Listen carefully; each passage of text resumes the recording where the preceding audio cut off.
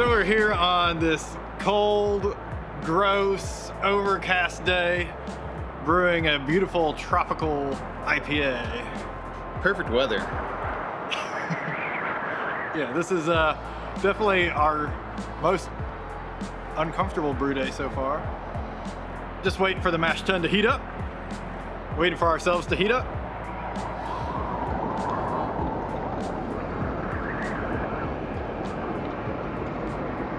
The interrupter is here. I made a lot of beers. Yeah, and I'll make it in that one sitting. But you don't drink them. Yeah, because it's silver.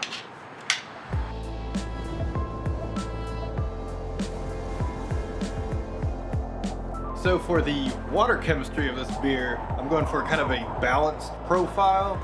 I don't like to get my calcium over 100 parts per million, just because it starts to taste a little chalky, especially if you have lots of chloride. So to get around that, I'm using some Epsom salt to get extra sulfate, and we're using our secret weapon, canning salt, just pure sodium chloride. You get the benefits of chloride, but without that chalky calcium chloride taste. Keeping it under 50 parts per million will just kind of enhance the flavors of your beer without tasting overtly salty.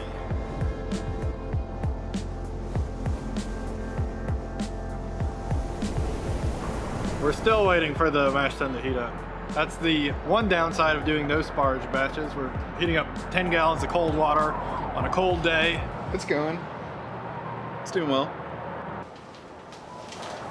We're doing a no-sparge mash because we are lazy. Yep.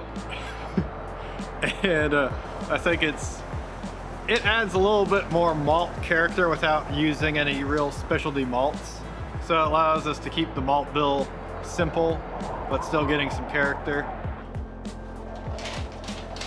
This is how you don't open a bag, ever, under any circumstance.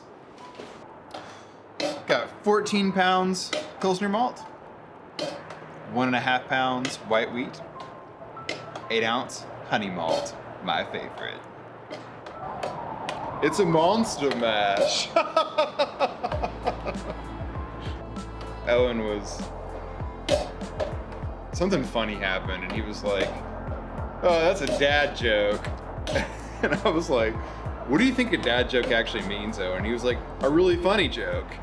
I was like, yes, that is correct. This was supposed to be a no-sparge batch, but I had to do a secret cold sparge just to get a little bit more volume and efficiency. There's a lot of wind today, so hopefully the heat shield on this burner is gonna protect us from blowing the flame out.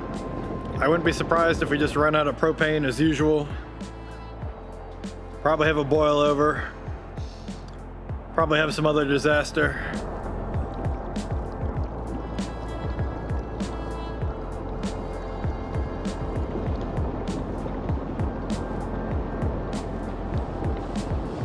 This is kind of based on Creature Comforts Tropicalia.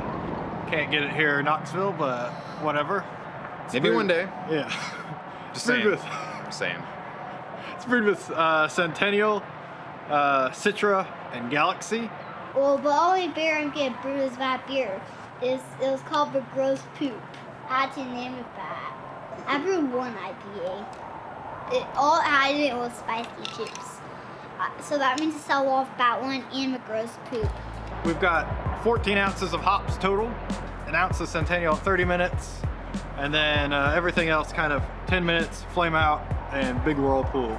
So we will get some bitterness through there, but hopefully with the benefit of added flavor. As they say in Knoxville. Yes. Flavor.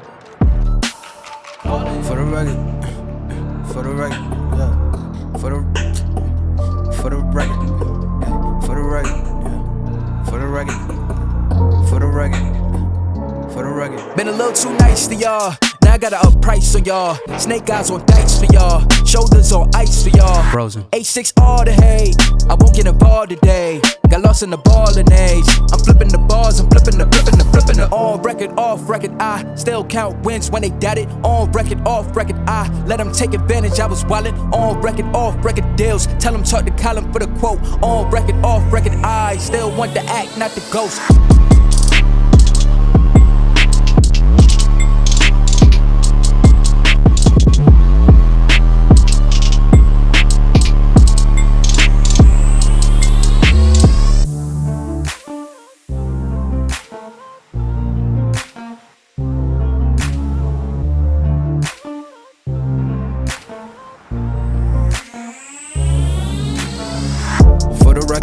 Trying to make y'all comfortable. For the record, you ain't trying to grow, then it's done for you. For the record, lab on me going all the way. For the record, ain't trying to link, no time to waste. For the record, yeah.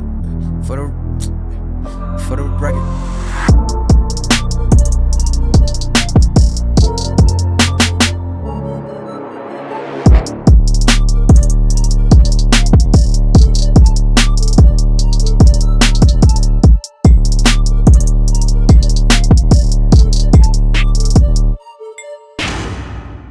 So one of the things we did here was we used the Omega Hothead ale yeast, which is a kveik yeast, a Norwegian farmhouse ale yeast. It's gonna give us some fruity esters that will complement the Galaxy and Citra. Since we're brewing with kveik yeast, before we pitched the yeast, we did something known as a yarkauk, which is a yeast scream. So we all scream at the fermenter, keep all the bad spirits out of our beer.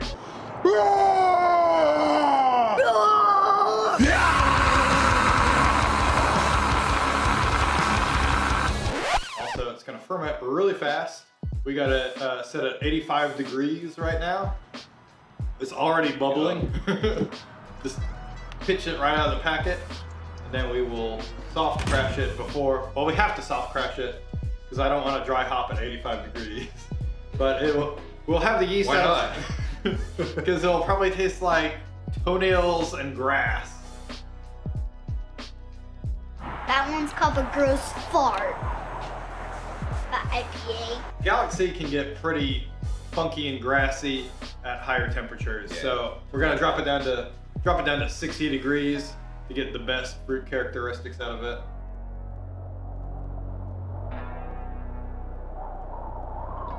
This is actually one we've been talking about doing for a while now. Yeah, since the summer we Yeah. we wrote it out on our whiteboard. Yep. So now that it's winter time, is the perfect time to brew a beautiful double IPA. Once again, fantastic planning. Smartest guys ever. Yeah. We're just, yeah. We write it, we plan out these things in advance. We're like, okay, we gotta go brew this for the summer, brew this one for the fall, so it's ready by then. And then life gets in the way, and we just kind of brew whenever we can. All I need is hoodies. I just outgrew my other hoodies, and so I gave them away. Too swole? Swole. No, maybe. Or maybe I bought them too small. I think they shrank in the wash was the main culprit. Air drying is important, guys. Yeah. Almost as important as liking and subscribing. Don't forget to hit that notification bell so you know every time we upload bi-weekly. Or thereabouts.